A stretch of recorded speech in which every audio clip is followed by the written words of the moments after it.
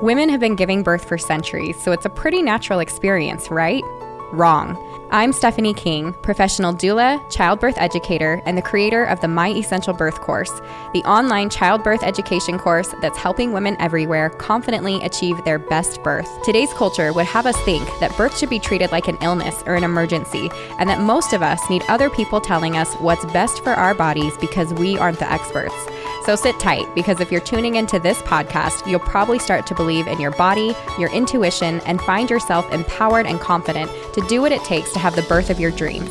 If you like listening to me take you through these weekly topics step by step, then you're going to love the My Essential Birth course.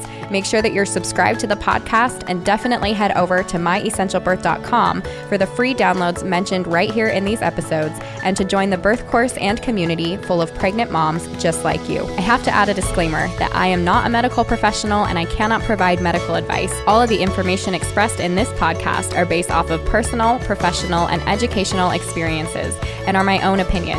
Please work with a provider you trust for medical advice during your pregnancy and birth. Okay, this week's reviewer of the week is RGP 2021, and she says, best podcast. Look no further for a pregnancy podcast. This one has it all. The ease of listening to this was the very first thing I loved, but it doesn't stop there. This podcast encouraged me to trust my body, advocate for myself, do the research, and get a doula. This podcast helped spark many conversations with my husband about what we wanted out of our birth, as it gave unbiased information on so many options. Thank you, because that is so big. I love, love, love being able to do that. When it came to when I went into labor, I was confident in my body and our knowledge that we were able to follow our birth plan exactly, no epidural. I knew what to do while at home and felt confident asking questions to the doctor before any decisions were made once at the hospital. Thank you, RGP 2021. I absolutely love that I get to read these and that you guys feel so empowered. I want to say that I really I feel like recently I've received a lot of messages, a lot of DMs, a lot of emails that have said, hey, I listened to your podcast and I did these things and I had this incredible birth, and that's the goal. So for all of you that are willing to leave a review or reach out to me and let me know how you've put this into practice, I just want to tell you how much it lights me up. This is exactly why I do what I do, and so thank you so much for leaving that review. All right, so today we have a special guest, and I am super excited to introduce her. Her name is Taylor. She is not only a new mom, but she is a My Essential Birth student who I hope had a really good birth experience, and that is why she's here to tell us all about her story. But I'm excited to share another birth story with all of you, and I know the feedback has been excellent, that you absolutely love hearing them. So if you are a My Essential Birth mom and you would like to also share your birth story here on the podcast, make sure to send me an email at hello@myessentialbirth.com, and we can have a little chat and get you on the podcast, because this is the fun part, hearing all about this. So Taylor, thank you so much for being here with me. Thank you. I'm so excited to have this opportunity. I know, me too. So it'll be yes. Okay. Well, good. Why don't we start? Will you just tell us a little bit about yourself? Tell me which baby this was, a little bit about like your pregnancy and stuff. What about you? Yeah, so this is my husband and I's first baby. We had a little boy. We'd been married for 2 years, so he came a little bit earlier than we thought we were going to have kids, but we're so blessed to have him. And the pregnancy, I loved being pregnant. It was such a joy, and to know like, wow, we're really going to have a baby in 9 months was so exciting. The first trimester was definitely a little rough. I was very tired, very nauseous all the time. And on top of that, I was teaching at the time, so we just started a new school year. So on top of all that new year exhaustion, having the pregnancy kick in, that was a lot. But once I hit that second trimester, it was like, oh, this is so nice. This is wonderful. This is heavenly. And that continued well into the rest of the pregnancy, which I was very thankful for. That's awesome. Yes. I know a lot of moms that they're like waiting, right, for that first trimester sickness to just like, please get me over the hump. And that was me too. I would hit about 12 weeks and I could tell it was letting up. And by 14 weeks, I'm like, oh my gosh, I can eat regular food. Yeah. Nothing's grossing me out anymore. Makes a difference. Yeah. I was like, I hope. So awesome. Yeah.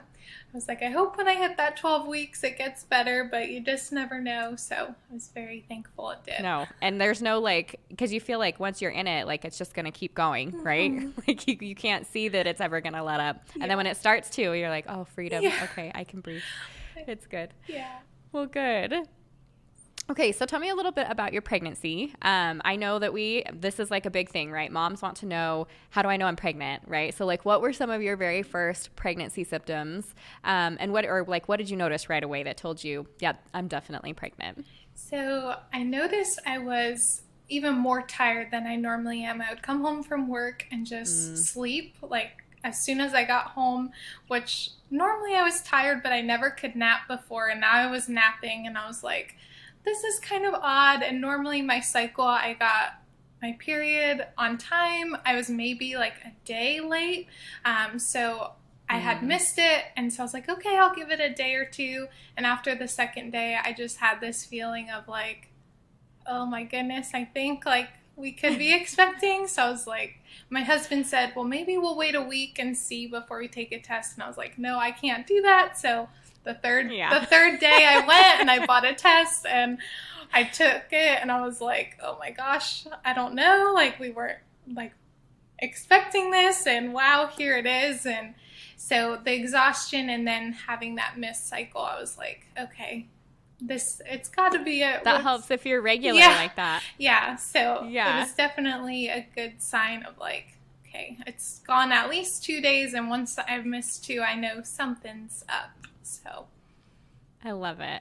I'm with you on the exhaustion. That was like a telltale sign. And you know what's funny is I don't know, I think it was like part mental because it was as soon as I was like, oh, am I tired? Oh, am I pregnant? And then I'd take that test and the second it said positive, I was like, oh, I got to go to bed. Like all of a sudden, right? Like, yes, I'm sick and I'm tired and I'm definitely pregnant now. It told me on the test. So that's so funny. Okay, so did you have any do you know trimester to trimester, like first, second, third? I know that there's some telltale things that happen in each of them. Did anything stand out? Like you said, you had nausea in the first for sure. Did you have any weird cravings? Was there anything else that was like really fun? Were there any like weird second or third trimester things that you can think of?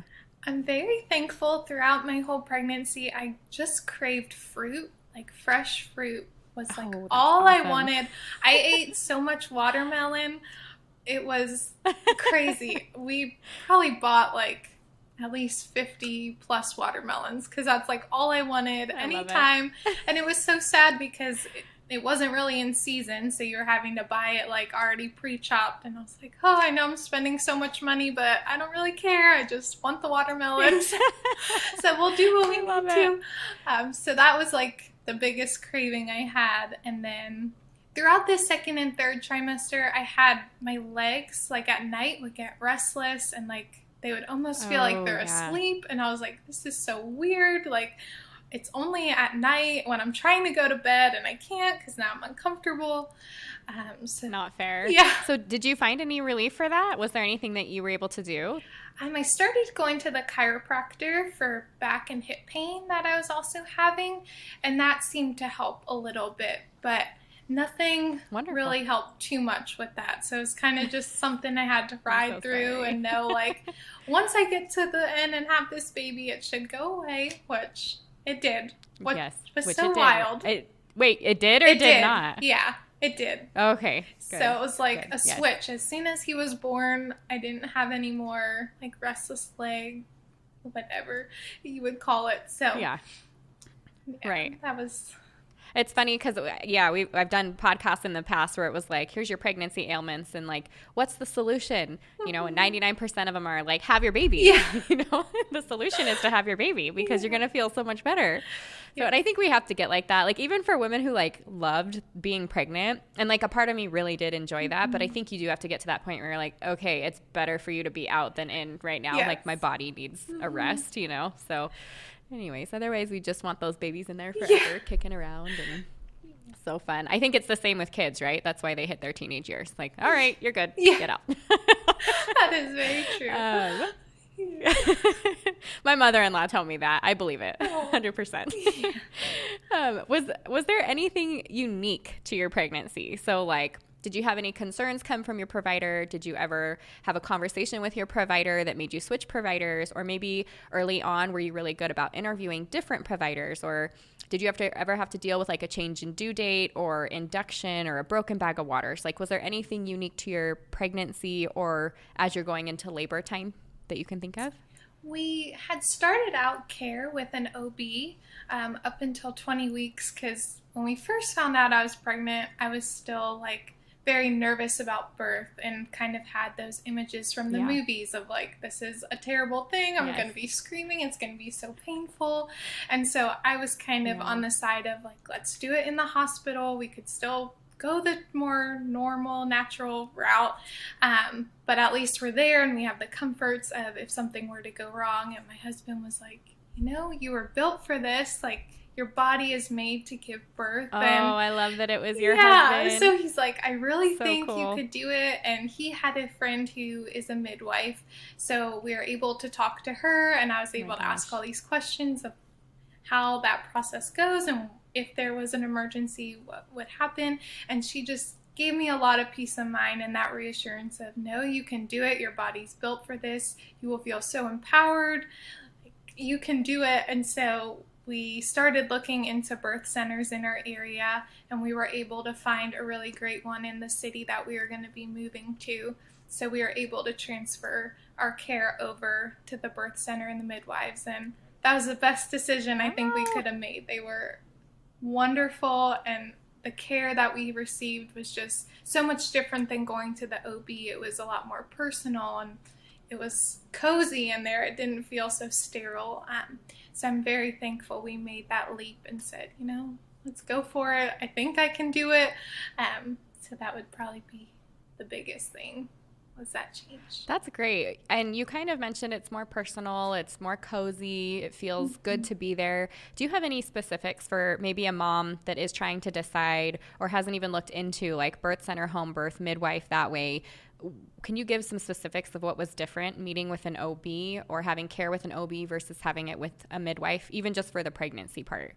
Yeah, so with the OB, you go in, it's that typical sterile feel of a doctor's office, and you're there, you go in, you wait, they come in for maybe like 5 minutes, and that's about it. They don't really take the time to get to know you and your family and what you're looking for. I can't even remember them asking, like, what are you wanting in your birth?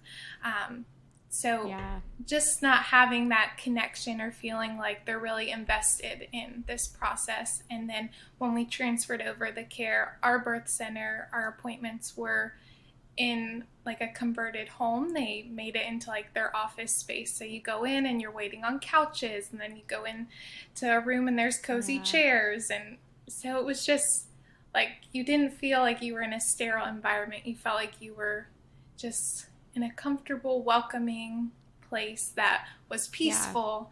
And they really took the time. Our appointments were always over an hour because they wanted to see how my symptoms were and what I was looking for in the birth and how I was feeling. They were asking what my emotions were like. And so it was just, they really wanted to know about all areas of my life rather than just get in, get out, move on to the next patient. So it was definitely, they really care about you and your birth. They really want to see you achieve the birth that you want, which was so sweet. Yeah. And I think too, when you have a goal for your birth, when you have a way that you know that you would like it to go, knowing you have support on the back end, well, and I guess on the front end, when you come into the birthplace, it makes such a difference. So having somebody that, like, yes, they know and they care and they support and they're going to be there with me throughout.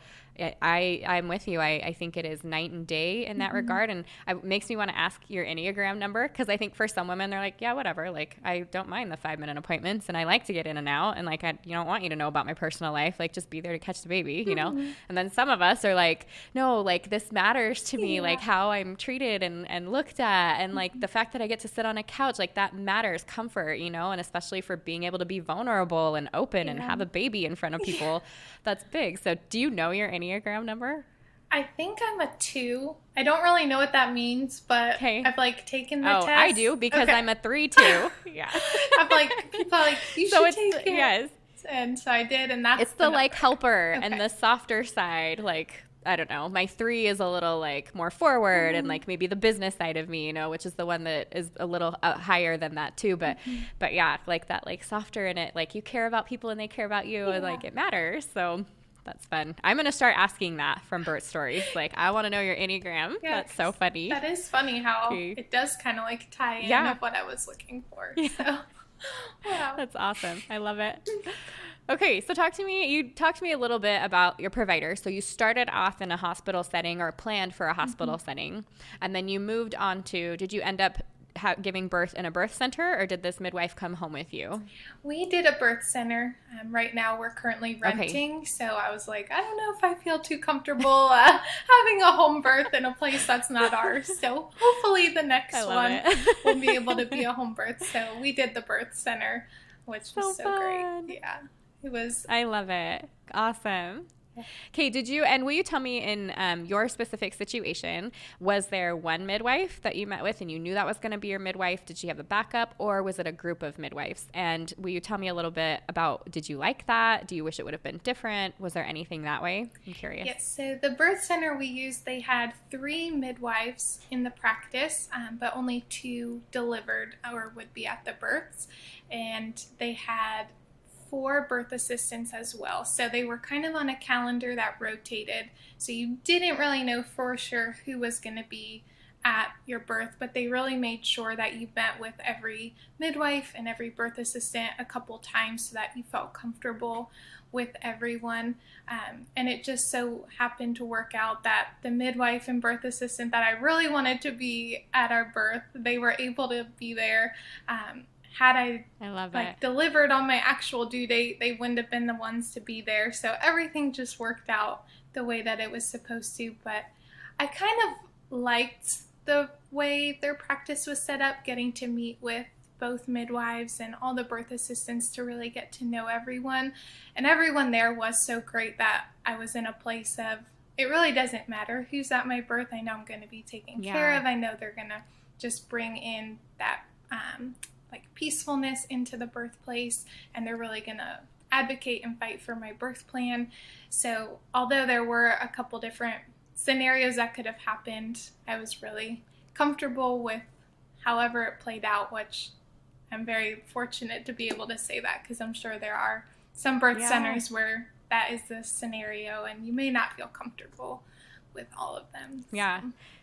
I love it though, because you did the work and you, I don't know, had the time and you got to meet everybody. And I think there's something beautiful. Like, I've seen it come together like that more often than not as a doula, where like the doctor that I wanted or that nurse that happened to be there and she wouldn't have been there because, this other way. And then it's just this beautiful, like, kind of like, I mean, I'm on the spiritual side of things. I'm like, okay, Heavenly Father prepared this place for you. And then, other people, if you're like, oh, like the universe, I don't care what you call it, there's something special that happens when you're like this sacred space of bringing a baby into the world, and it comes together and it's beautiful. And I love that that was your experience. So thank you for sharing that.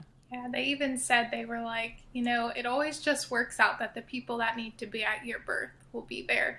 And it was so true. And I was just like, wow, this is so awesome, like how it all worked together and played out. I love it. I've experienced that as a doula too. I remember the very first time I wasn't able to make a birth because I was sick, and I was really upset by it because I'm like, this woman is counting on me. I am like, I know who her partner is. Like, I know what she needs. We've been through all of these things together. But then the woman that was backing me up went to her birth, and it was like, no, that's who she needed. That, and however it worked out, like that was who that woman needed at that time. And so that, it's been neat for me. I've also been that person. I've backed somebody up and been like, oh, I was supposed to be here with you. This was part of your birth story, and it's just so neat. I love how that works out. It's my favorite. Okay. I want to talk a little bit about your partner. Yes. So first of all, I love that he was like, your body's made for this. Let's get out of the hospital and go to that's incredible. What's his Enneagram number? Do you know his? No, I don't think he knows either. So We're not too big into okay, that. So he'll have to test too. Yeah. That's okay. I know. It just, I didn't mean to get into it, but seriously, like we did those podcast episodes and then it got me curious about everybody. I'm like, okay, now I just need to know. Yeah. It's kind of like love language too. It makes me curious, like, what's your love language, you know? Did you guys use that? We did do the love languages and it is so helpful. Oh, I love it. Yes. Okay. I'll put, for anybody who doesn't know what I'm talking about, I'll put the Enneagram test and the love language book test in the show notes. So don't worry about that. So tell me a little bit about him. Like, how did he support you? What did that look like? At which point did you guys decide maybe we need a birth course and started looking into like further education or started listening to the podcast? What did that look like for you? So, yeah, like I said, he was the one that was really encouraging of a more natural birth outside of the hospital.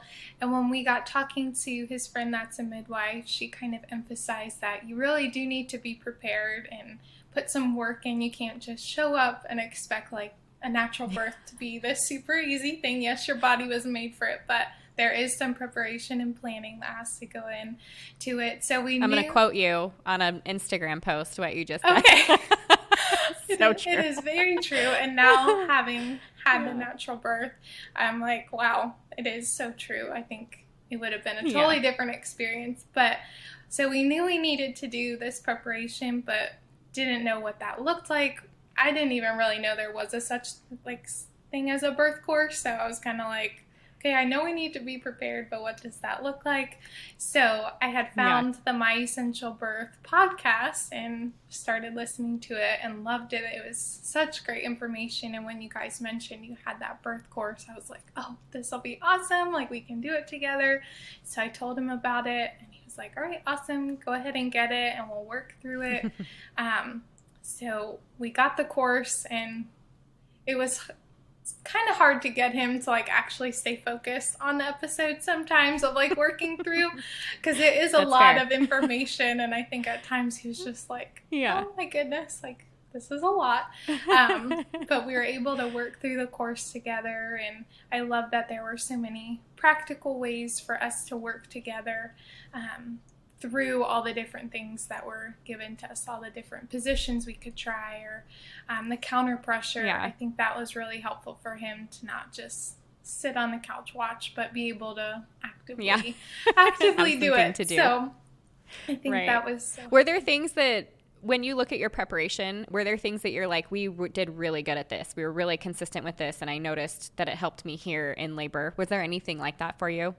I think the biggest thing was practicing the counter pressure and those different positions that during labor he could help me with and be that hands-on, because I think that really helped him feel confident when the time came of like, okay, I know what to do, I know where to put my hands, I know what feels comfortable.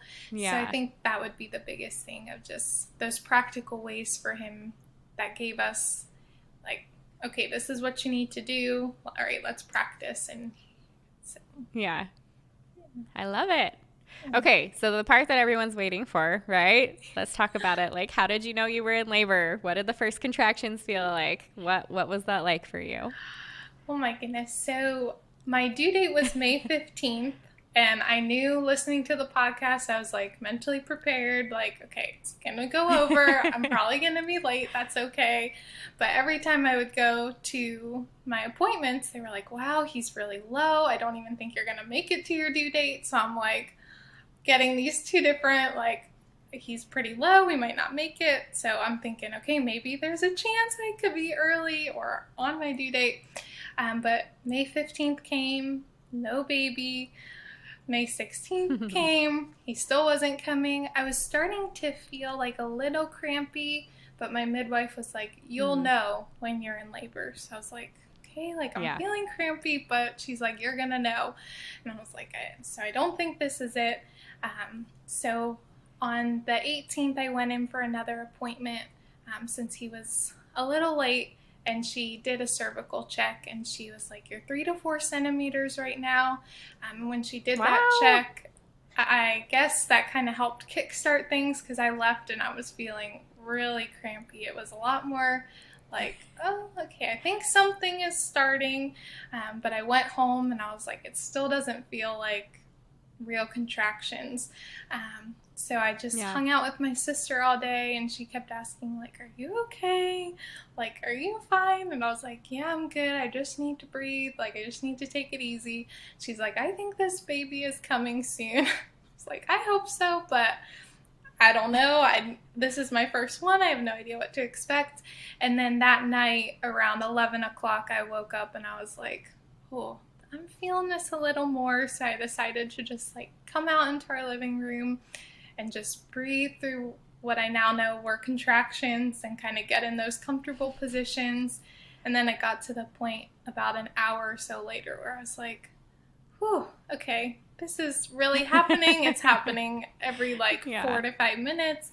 So I woke up my husband and I was like, I think it's happening. Like, I think it's starting. He's like, okay, we'll start timing your contractions and let the midwife know. And she was like, just keep an eye on it. Let me know when they get a little bit closer. And I was like, okay, this is happening a lot quicker than I thought. They were getting stronger. I was feeling more nauseous. So I was like holding the peppermint essential oil to my nose. Like, oh, that was a lifesaver to get through that nausea during those contractions. And so he was starting to do counter pressure when I felt them coming on. And about an hour or two passed and they were getting stronger. So I was like, I need to get in the shower because I need water. I need nature's epidural. I need something because this is getting intense. So I hopped in the shower for about 45 minutes while he was like getting everything ready to get in the car to go to the birth center. And when I got out, they were getting closer together that I was like, we need to call and we need to say we're coming because I'm feeling a lot of pressure down here. I feel like I could start pushing and I'm like worried we're not even going to make it in time. So we headed over to the birth center. It was now about 4 a.m. So about 5 hours had passed from when I was starting to feel like, oh, this I think could be it. This is it. And that was the shortest yet longest car ride of my life. It was only like a 7-minute drive, but I was like, we need to get there now. And when we got there, I think that's when I really hit transition because I couldn't like get out of the car. I had to like get down on the ground and I was like, I'm either going to throw up or have a baby right now. Like this is just not very fun right now. But they were able to get me inside the birth center and get me all comfortable on the bed. And my midwife was like, do you mind if I check you? And I was like, that's fine. And I was like, if that wasn't just transition, like, I don't know what I'm going to do if I'm not ready to push. She's like, you're 10 centimeters. We're good to go. Oh my goodness. Can start pushing. And I'm like, oh my goodness, like, this is really happening. We're going to have a baby soon. And the pushing took a lot longer than I thought. I thought, okay, we're here. Maybe it'll just be like 30 minutes. Now I had to end up pushing like for 2 hours. And I was just very tired. I was like, oh my goodness, I'm pushing. This is a lot of work. I'm sweating. And I got to the point where I was like, is his head, like, do you think he's going to come out soon? So I was like, I don't know how much more I have. And my midwife was like, you know, I think in a couple pushes we might see his head crowning. And I was just like, oh my goodness, like, we're not even there yet. Like, this I feel like is going to take forever. But my little guy decided he wanted to make a grand entrance. So probably 2 or 3 pushes after I had asked that question, he just like came flying out. Like, he was just ready to come out, and my midwife was not ready for that. She thought we still had little ways to go. So she's like, oh my goodness. Like, she wasn't prepared to like catch him because he just came like right out in that push.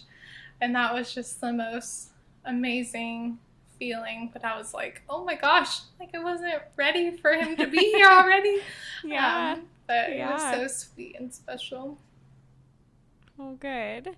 Okay, let me ask, if you don't mind, just a couple questions about, like, you went through your birth, and will you tell me, you said cramping, like, at the beginning, you're like, oh, I feel kind of crampy. Was it, like, down low cervical cramp, down low, like, front abdominal? Was it your lower back? Was it all of that? It was, like, my abdomen, so, like, my how I would get period cramps, it was in that area. Okay. So. Okay. And then was that the same, just more intense at like 11 o'clock at night when it was, you're like, I think this is the real thing? That I felt more like in my back and start to like come around into like my lower To your front. belly, but I felt it a lot more in my back, and I was like, oh, okay. This is a lot more intense than before. Yeah. Thank you. Yeah, that is the most common. So that's usually when I, as a doula, I'm like, okay, well, let me know when you're ready for me. Like when they start wrapping around like from the back to the front, then it's like, okay, that's like telltale sign. So I love that you shared that. And could you tell me how you were working through those? So were you swaying? You mentioned water. Were you doing anything in the water? You mentioned some counter pressure. Was that on the hips or your back, or what were some things that really worked for you? And then if you can tell me even like, were your eyes open or closed? Did you have music playing? You mentioned the peppermint for nausea. Did you use anything else for relaxation? Also, I just threw all of those questions at you. So just like, I'm just wondering like, how you like walked through labor, like what that looked like for you, like physically and emotionally. So yeah, when I first woke up and thought maybe this could be it, and I was in our living room, I was kind of doing the in the 3 exercises where the pelvic tilts. Yes, the pelvic tilts. I was doing those, and that brought a lot of relief to my hips and my back, and I was kind of just doing child's pose, just all the ways I could like twist my body to make it feel comfortable. And then once it got a little more intense, that's when my husband was doing the counter pressure on my hips and lower back, and that was the best relief. It like took away so much pain. I was like, keep doing this. I'm sorry if you get tired, but this is wonderful. You're stuck. Yeah. So every contraction, he was just ready with his hips. As soon as I said it's coming, he would just get behind me and just squeeze. Awesome. So that was probably the biggest tool that we used physically. And the peppermint essential oil was key for the nausea, because I didn't expect it to come on as early as it did. I knew transition I would start to feel that would be a pretty tell sign that it was coming, but it hit me pretty early on, so that was a great tool. And then in the water, I was swaying back and forth, kind of leaning over with the water just hitting my back, and that was so wonderful. It really is nature's epidural, because as soon as I got in the water, I was like, I don't ever want to get out. Like, can I just stay here? That's the problem, right? Yeah. He was like, no, we gotta get you going. Swaying was really helpful, just leaning on him. And so those would probably be the biggest things. Once we got to the birth center, I had a playlist just of worship music that we put on. Awesome. And that really helped to kind of just center myself and be able to breathe and just pray and just be like, okay, this is going to be hard, but I got this. The Lord is with me. There's just a lot of peace here. And I had been listening to that music all throughout pregnancy, so it was kind of just like able to help me relax and just be calm when it was a crazy, crazy few hours. I love that. You mentioned too, kind of at the end there, like positive affirmations. Like you didn't call them positive affirmations, but you were saying very positive things to yourself. Were those things that you had practiced saying prior, or that you just kind of like intuitively like knew you needed to hear and you wanted to repeat to yourself? Yeah, I definitely had practiced them prior, of just those positive thinking, talking to my baby, because in the birth course and on the podcast, just hearing that over and over, like speak those positive things over you and it'll make it easier when the time comes. You kind of will just be able to click into it, and it'll almost be second nature. The biggest thing I said to myself was just, okay, breathe, like you got it, just don't hold your breath, like allow yourself to breathe. I was like, you got this, like you can do it.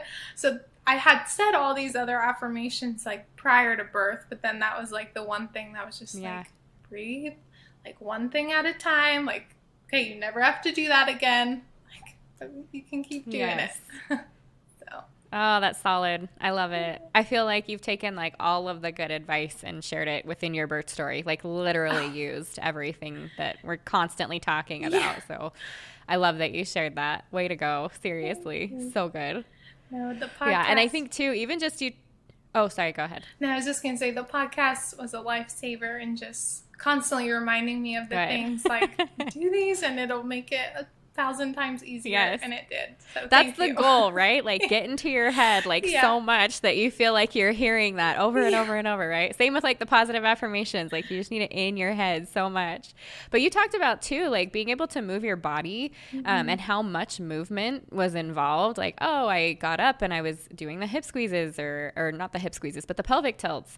And it was giving me relief on my hips and my belly and moving to the water and what your husband was doing to support you. And I think so much of that gets lost when we do head in early to a hospital for a hospital birth, and we're immediately like hooked up to monitors and put on our back and asked to like stay still for a minute. You know, I think that there's like some natural intuitive, like mom and baby are working together, right? Baby's pushing against that uterus and they're working their way down, and mom's like moving hips like, oh, in our heads like, oh, that's not comfortable, I'm gonna move this way. But really like what it's doing is helping baby like navigate that birth canal, and that's huge.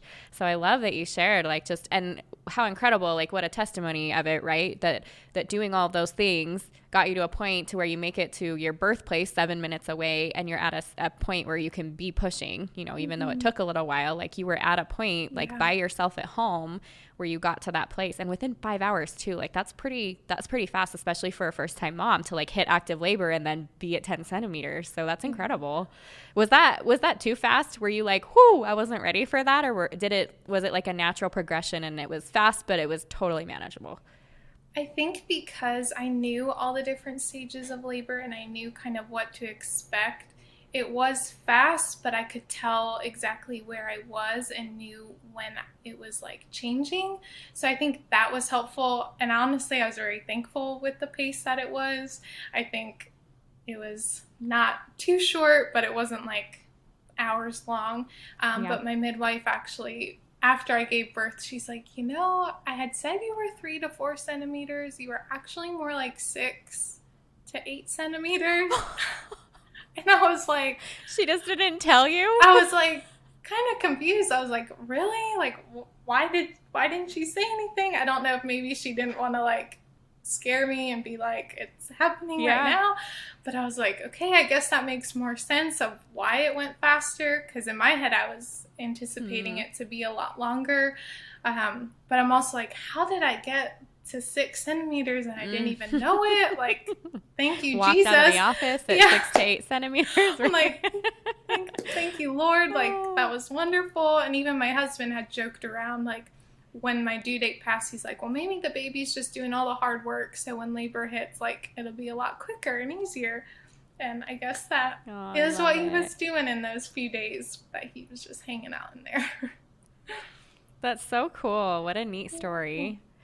Thank you so much for sharing that. I know that you did want to take a little bit of time and talk about your postpartum. And so if you have just a few more minutes with me, I'd love to hear about your postpartum and maybe some even advice that you have from your experience. Yeah, so because my little guy decided to come out very quickly, I had a pretty bad tear. She had to do 15 stitches, which I was like, okay, that's a lot. And I knew it might take like a day or two of not being able to walk, but they were like, for 3 days, we don't want you to do anything. And at first in my head, I was like, well, that'll be really hard to be on the couch. But once the adrenaline wore off, I was like, okay, I can't even move anyway. Like, there's no way I'm going anywhere. And I think that was just really hard because for me, I don't want to have to rely on everyone else to do everything. I want to be able to help. I wanted to be able to change his diaper. And then with that, you are an Enneagram too. I guess it's all making sense.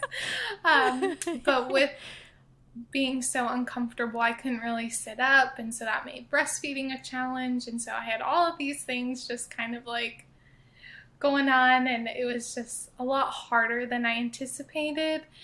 And I thought I prepared for postpartum. I thought I had everything I needed. I thought I was mentally in a place of knowing, okay, it will be hard. But it was even harder than I ever thought it'd be.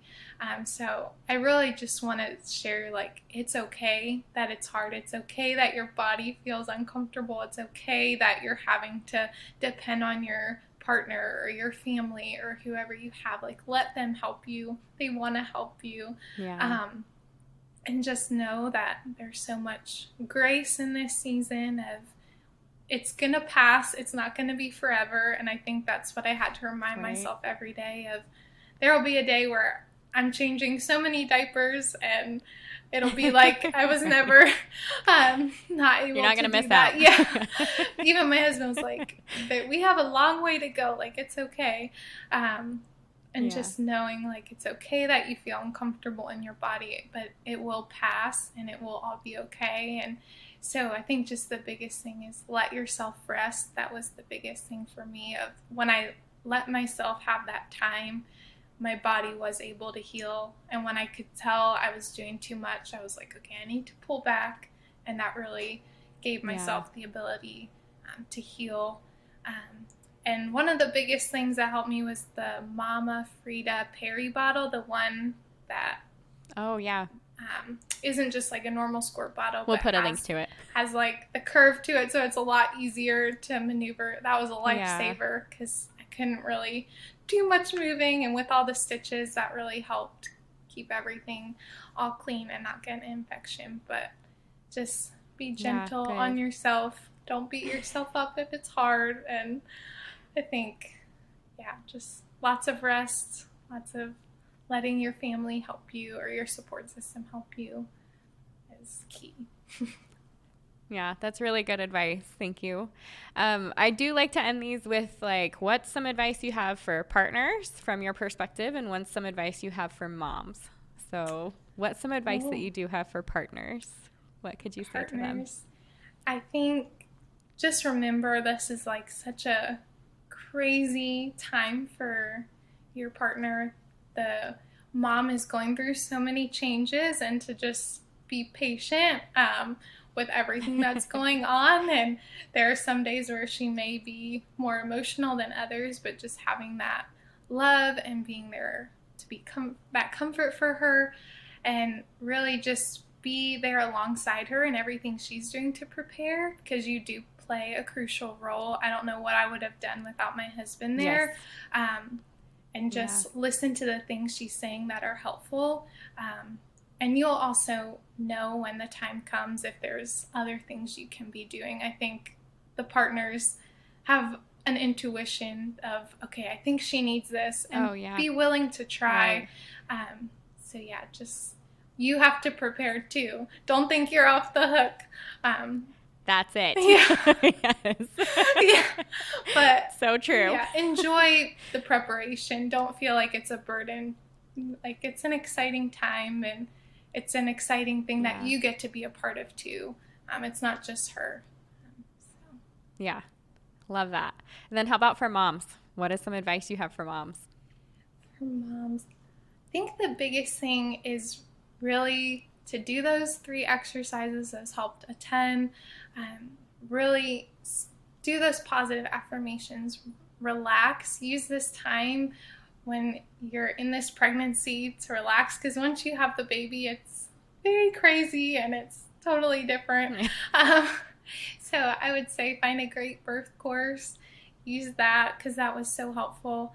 I would go on a walk every day and just listen to the podcast or that kind of thing, but just use this time, be excited. I think it's just such a special time, and don't miss out on all the exciting parts of the journey. It's such a wonderful, wonderful, sweet time. So, yeah, it really is.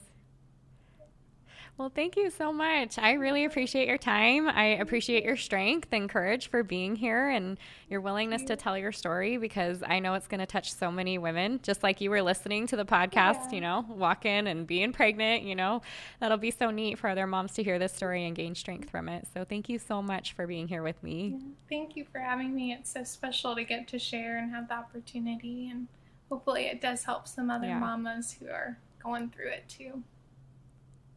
That's it for this week, but make sure you subscribe to the podcast so that you get notifications first as I drop a new episode every week.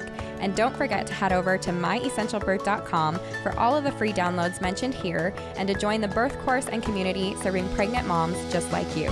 If you enjoyed this and other episodes, I would love it if you would take a few minutes to leave a review on Apple Podcasts. I read every single one and include one at the beginning of each episode. See you next week.